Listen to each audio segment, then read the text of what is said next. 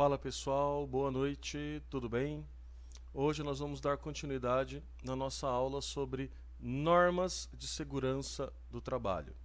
Na semana passada eu passei um link para vocês, onde vocês puderam assistir a um vídeo onde foi falado as regras gerais, de uma maneira básica e superficial, entretanto completa, dos itens que aborda esse tema. Agora, nós vamos começar a trabalhar cada tópico de uma maneira específica. E hoje, nós vamos entrar no que se refere à higiene ocupacional.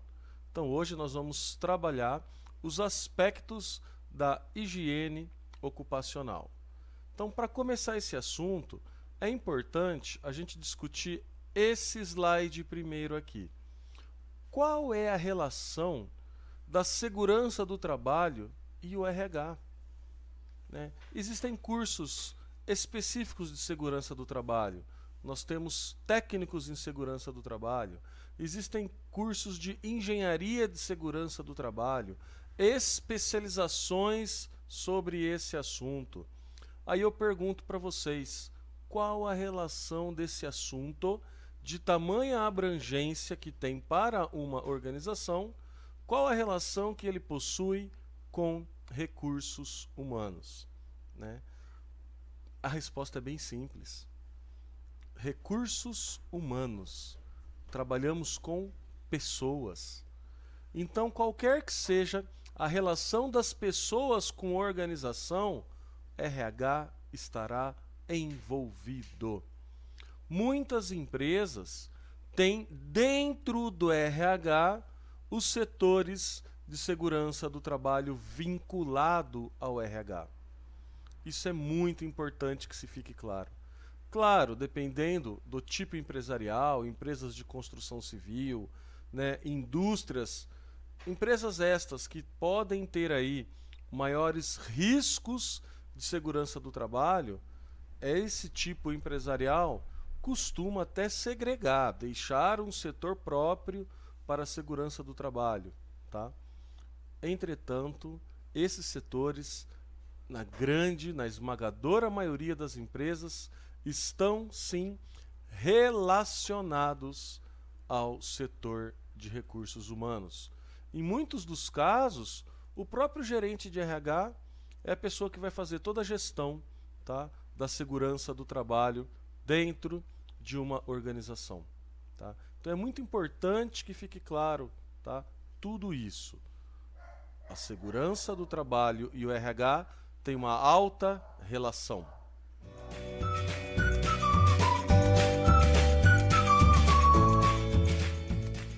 Higiene do trabalho. O que é a higiene do trabalho? Ela está relacionada com as condições ambientais de trabalho que assegurem a saúde física e mental das pessoas e com as condições de bem-estar delas. Então, isso é higiene do trabalho. E aqui a gente vai trabalhar os aspectos físicos e os aspectos psicológicos do cidadão, do colaborador, ok? Então vamos lá. Quando a gente fala em saúde física, então do ponto de vista da saúde física, o local de trabalho é a área de ação da higiene do trabalho, envolvendo aspectos ligados com a exposição do organismo humano a agentes externos, como ruído, ar, temperatura, umidade, luminosidade e equipamentos. Assim, um ambiente saudável de trabalho deve envolver condições ambientais físicas que atuem positivamente sobre todos os órgãos dos sentidos humanos: visão, audição, tato, olfato e paladar. Certo? Então aqui estamos falando do ambiente físico, estamos falando de postura, estamos falando de todos os aspectos que envolvem o físico humano, o físico do colaborador dentro da empresa. E nós temos também, ainda dentro da higiene do trabalho, os aspectos da saúde mental. Então, do ponto de vista da saúde mental, o ambiente de trabalho deve envolver condições psicológicas e sociológicas e que atuem positivamente sobre o comportamento das pessoas, evitando impactos emocionais como o estresse. Então olha como as normas de segurança do trabalho, em seu primeiro tópico geral, a higiene ocupacional, tem tudo a ver com qualidade de vida no trabalho. Então a gente está falando aqui de condições saudáveis, impactos que têm que ser evitados, emocionais, fatores estressantes. Tudo isso nós vamos trabalhar a partir de agora. Tá? Então a gente acaba enxergando de duas formas, saúde física e saúde mental, quando se trata de higiene ocupacional. Ok? Então olha que interessante, a higiene ocupacional ela tem seus principais itens, que é o que nós vamos trabalhar a partir de agora, que são os ambientes físicos e psicológicos.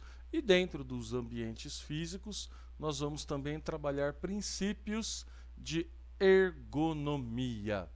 Então, como nós acabamos de ver lá nos slides anteriores, nós temos aqui esses itens do ambiente físico de trabalho que precisam estar sempre otimizados, precisam estar sempre OKs, que são a iluminação.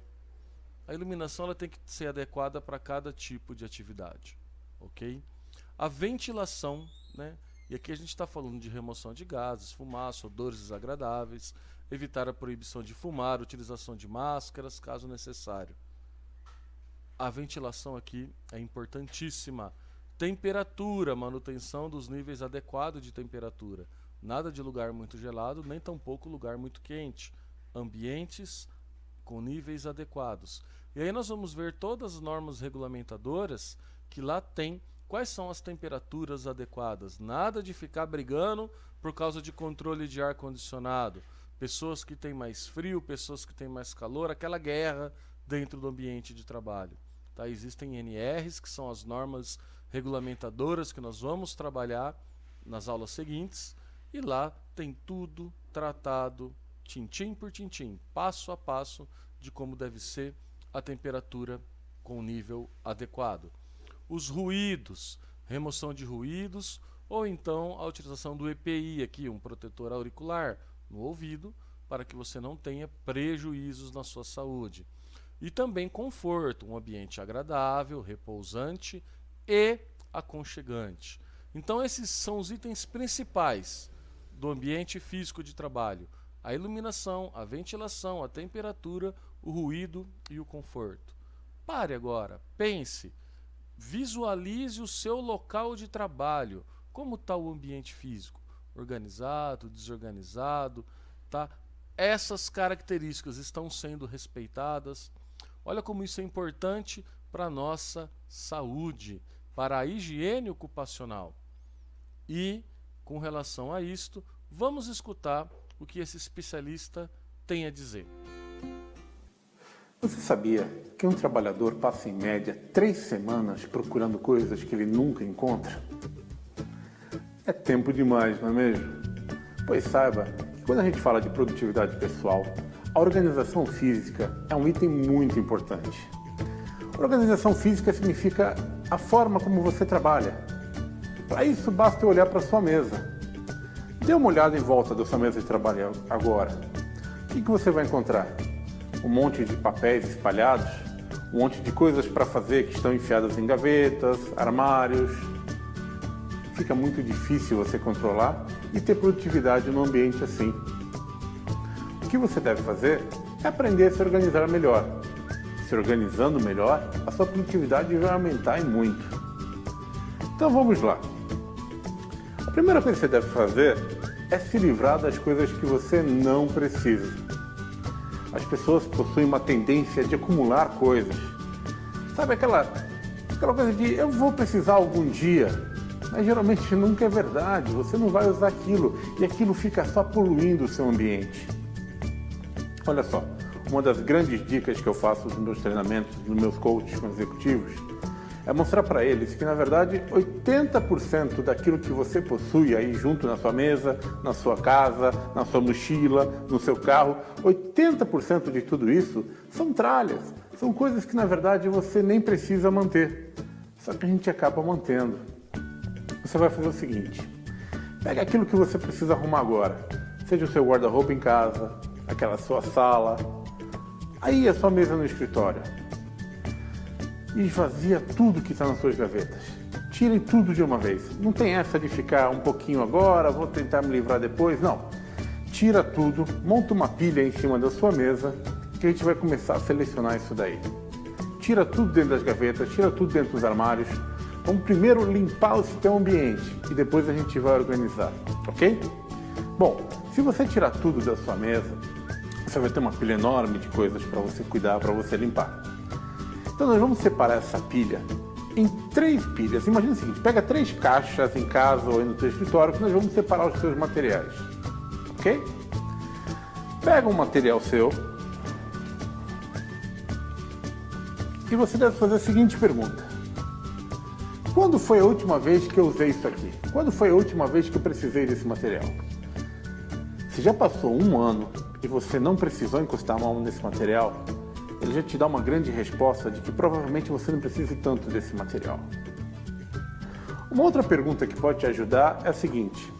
Se eu me livrar disso aqui, se eu jogar fora, se eu doar, se eu mandar para alguém, e se amanhã eu precisasse novamente disso, eu sei onde eu consigo uma cópia dessa informação?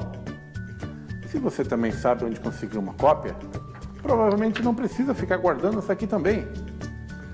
Uma outra coisa, você tem isso aqui digitalizado? Quer dizer, aquela que está físico, aquele papel físico, aquele documento, aquela apostila que você nunca consulta, você tem ela, ou como obter ela digitalizada? Se você tem, também pode se livrar dela. Então, a primeira caixa, a primeira pilha, nós vamos chamar de coisas que você vai se livrar. Ou coisas que você pode doar para alguém, não necessariamente significa jogar tudo no lixo. Todo o material, então, que você não usa, que você sabe que não vai precisar usar, você vai se livrar. Vai colocar nessa caixa que depois você vai despachar.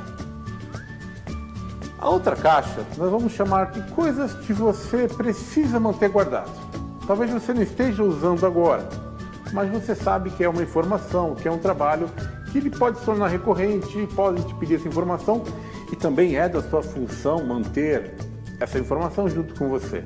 Então nós vamos chamar essa pilha, essa caixa, de coisas que precisam ficar guardadas. As coisas que precisam ficar guardadas, elas não precisam ficar diante de você a todo tempo, você não precisa ficar passando os olhos nela toda hora. Então o que você vai fazer é separar, identificar e guardar longe dos seus olhos, de preferência naquele armário. Não importa se ele fica longe, o importante é que você não tenha que ficar olhando para esse material a todo momento. Ele só vai te distrair, ele só vai roubar a sua atenção. Então, já separamos grande parte do seu material, não é? Aquilo que você vai se livrar, aquilo que você vai só deixar guardado, e agora surge o teu material quente. É aquele material que você utiliza sempre. São projetos que estão atuais, são trabalhos que você está realizando. O que você vai fazer com eles é manter próximo de você. Aí sim você pode usar a sua mesa, você vai poder usar o seu gaveteiro com as suas pastas suspensas para guardar. Mas você vai primeiro organizar. Então, perto de você, só aquilo que você utiliza, só aquilo que você coloca a mão todo dia. Ah, mas eu tenho material aqui que uma vez por semana eu preciso dar uma olhada. Deixe ele no armário, longe dos seus olhos.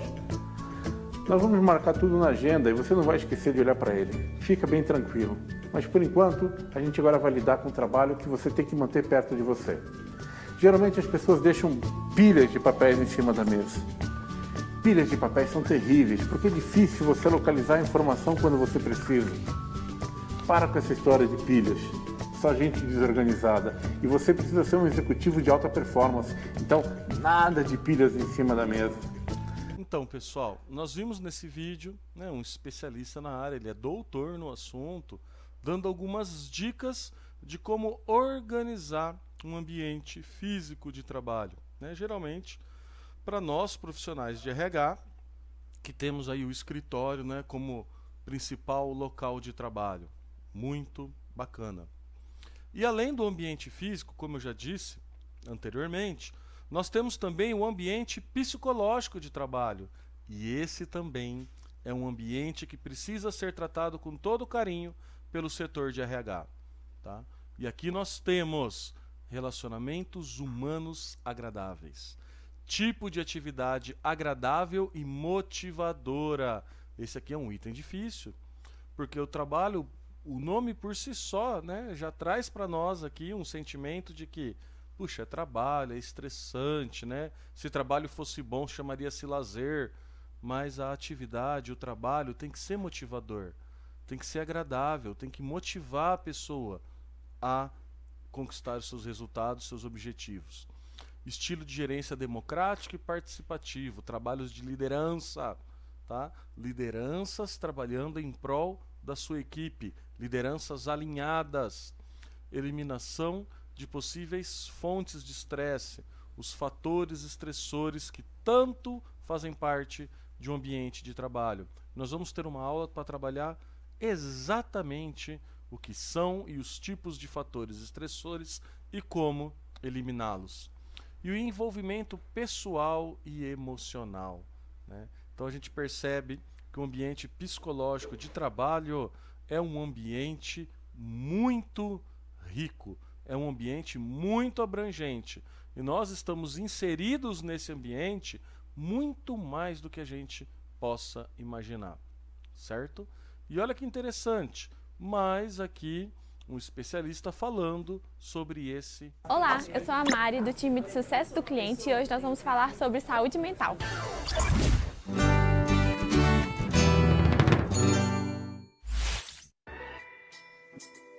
Com o crescimento acelerado das empresas, a cobrança por resultados, medo de demissão e um clima organizacional ruim podem gerar ansiedade nos nossos profissionais e afetar a saúde mental dos mesmos. O Instituto Britânico Mind levantou dados de que 90% dos colaboradores que foram desligados por conta do estresse não colocaram esse fator como principal, por medo de serem discriminados e até mesmo desligados da empresa.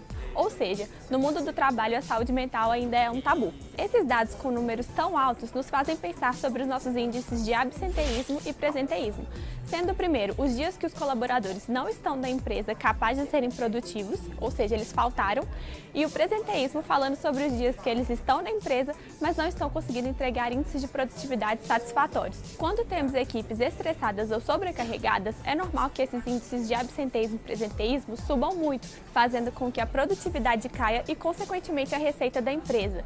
É importante a gente saber que a segunda maior causa de absenteísmo mundial é justamente a saúde mental, então não é um assunto que pode ficar fora do planejamento estratégico da nossa empresa. Caso o RH perceba que vem recebendo muitos atestados de consultas psicológicas, crises de ansiedade, é hora de pensar em um benefício que possa contemplar esse convênio psicológico e possa oferecer um amparo para seus colaboradores. Outra opção legal é manter uma jornada de trabalho flexível, para que aqueles colaboradores que estão em momentos de estresse possam ter um momento sabático para se reenergizar, sabendo que o seu posto vai estar lá guardado. Algumas empresas, inclusive, já vêm oferecendo esse benefício de um período de 2, 6 meses até um ano para a pessoa voltar aos eixos. É legal também pensar em dar sempre feedbacks positivos para que a pessoa tenha segurança do que ela está fazendo de legal e oferecer experiências como yoga, meditação, uma coisa que já vem sendo implantada também nas empresas mais modernas. Finalmente, é sempre importante manter um canal de comunicação aberto para que aqueles colaboradores que estão passando por esse processo e têm liberdade de pedir ajuda tenham com quem contar. Trazendo esses dados para o Brasil, segundo a OMS, nós temos a população mais ansiosa do mundo. 9,3% dos brasileiros se consideram ansiosos e de cada 4 pessoas, uma vai passar por um transtorno psicológico ao longo da vida. Por isso, é indispensável que esse assunto seja tratado sem preconceitos e de forma bem aberta, para que não percamos bons colaboradores e nem produtividade ou receita na nossa empresa. Gostou do vídeo? É só se inscrever no canal para receber novos conteúdos toda semana. E se você quiser ter acesso a uma plataforma completa de gestão de pessoas e People Analytics, é só entrar no nosso site, o link está na descrição do vídeo.